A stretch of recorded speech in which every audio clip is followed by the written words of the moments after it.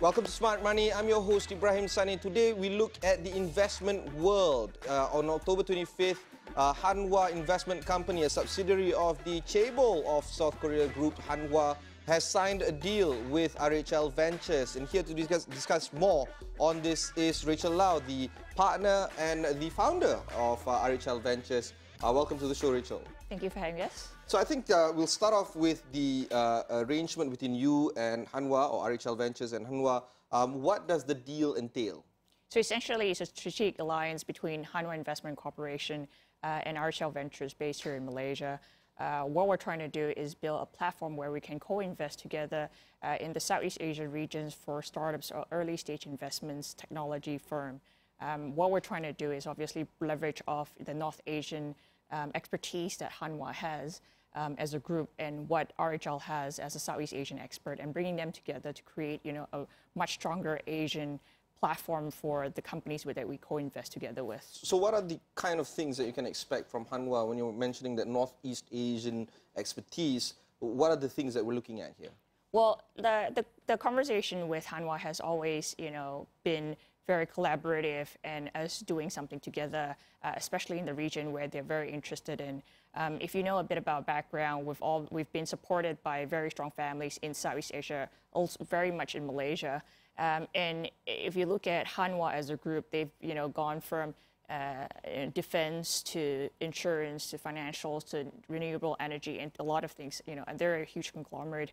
At the same time, they're very strong in North Asia, so Korea, Japan, they're very strong in. So what we're trying to do is essentially, look for companies that can be, found in Southeast Asia, but expanded across globally, especially in Asia. So what we're trying to do is look for companies that have breakthroughs, that have great management, that have product fit across not just in Southeast Asia or Malaysia, but across the region. So something that is expandable and importable across the region. We're looking at a sizable growth in terms of investment companies that you guys are backing. Before we jump into that, let's discuss a little bit about the kind of companies that have been invested by RHL Ventures. What are the kind of companies that you are backing right now? So we, one of the deals that we really like is called Game On. It's a Silicon Valley-based company. Essentially, what they do is they do sports chatbot or AI-based chatbot that operates in the sports industry. The founder, Alex Bachman, has some ties to Indonesia through his wife's family. And when he approached us initially, it was forming an alliance to build a much stronger platform in Southeast Asia. They've got partnerships with Compass Media in Indonesia already. So what he wanted to was strengthen the platform in Southeast Asia.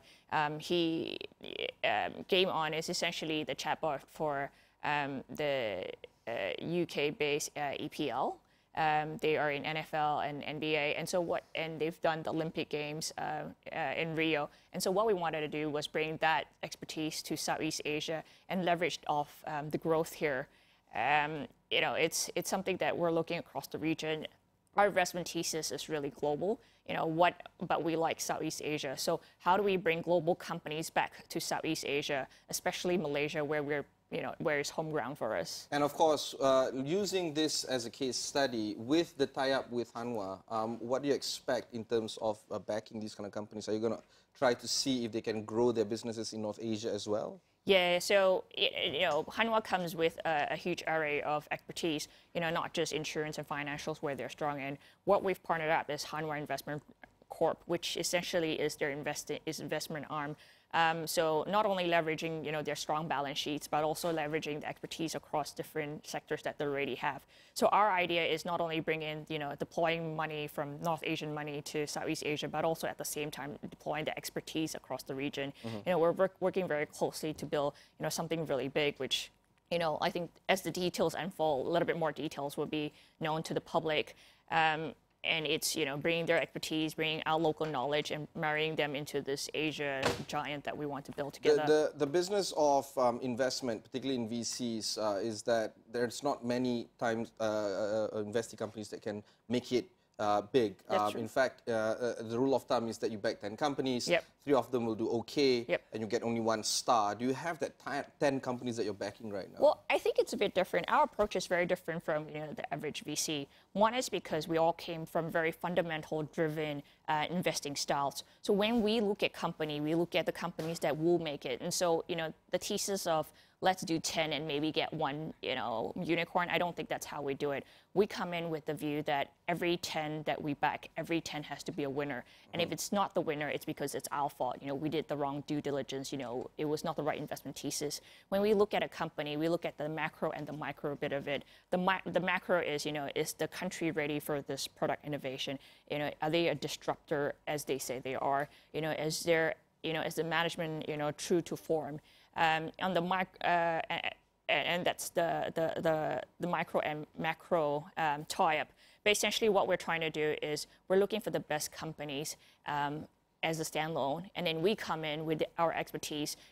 As RHL Group itself, we've got expertise in real estate, we've got expertise in manufacturing, palm oil, agriculture, infrastructure. The whole plethora of it. Pretty much everything. And so that's Southeast Asia and our expertise in the region. And so we said, look, we understand this region very well. So us bringing the sector knowledge de-risks our portfolio risk. At the same time, we've now got a North Asian investor that also has an array of sector expertise. And so together, we're able to de-risk all the risk that potentially comes from an early stage investment.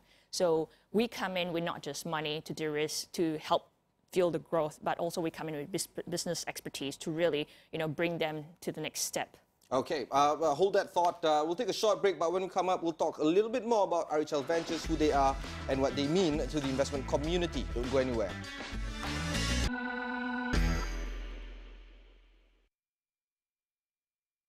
So we're talking about RHL Ventures in the world of investment, VCs, of course. Let's talk a little bit more about your firm, RHL Ventures. I don't want to mean this to be a profile piece, but definitely the 3 personalities driving RHL Ventures needs to be discussed. Yep. Let's talk about your heritage as well as your partner's heritages. Okay.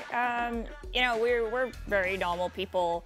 We came up from a world of investing, and I think that's why we're doing this at this point. There's actually 4 partners right now. That's myself, Hamza, Lionel, and Jojo Kwong that's recently joined us about maybe 4 or 5 months ago. So it's going to be RHLJ now. I get the question a lot. We'll discuss this offline. Essentially, there's 4 of us, and we come from very different backgrounds. My background is purely investments. I've never been operational.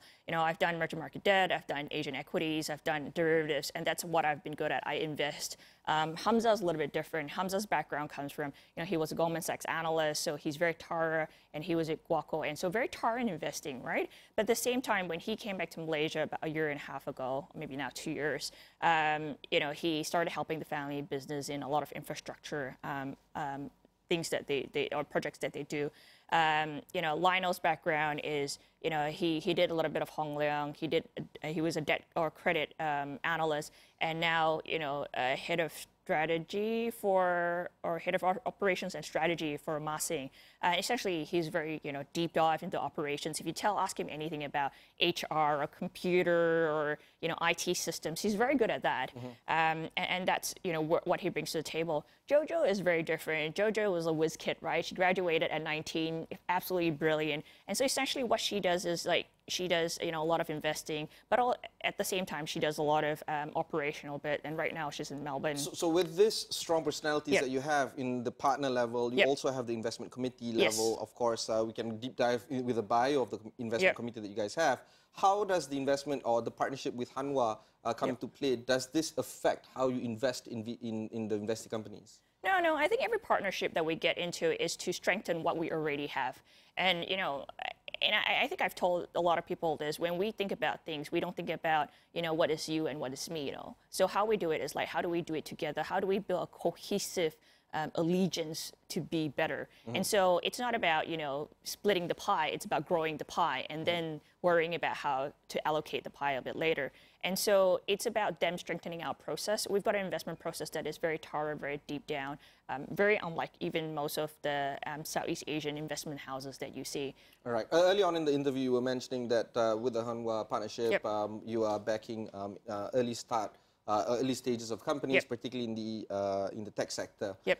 What can we expect in this next coming quarter, at least the first quarter of next year? Well, what we're looking at right now is not just, backing tech companies, but also looking at bricks and mortars businesses that we can help digitalize. If you look at Southeast Asia versus Silicon Valley, the difference is Silicon Valley has very innovative ideas because they are allowed to fail. They're allowed to have innovation. That's Stanford. There's a lot of incubators over there. In Southeast Asia, it's a bit different. If someone said, "I've got the next cure for cancer," you'd be like, "Right." If you said that in Stanford, it would have been a total different thing. And so what we say right now is we're also looking for bricks and mortars, looking to transform. Okay, so looking for the digital 2.0. What do you do? So we're looking for business studios, which or gymnastic studios, for example, that will be able to move on to digitalize themselves. And it's something very different from what everyone has done and everyone is able to do.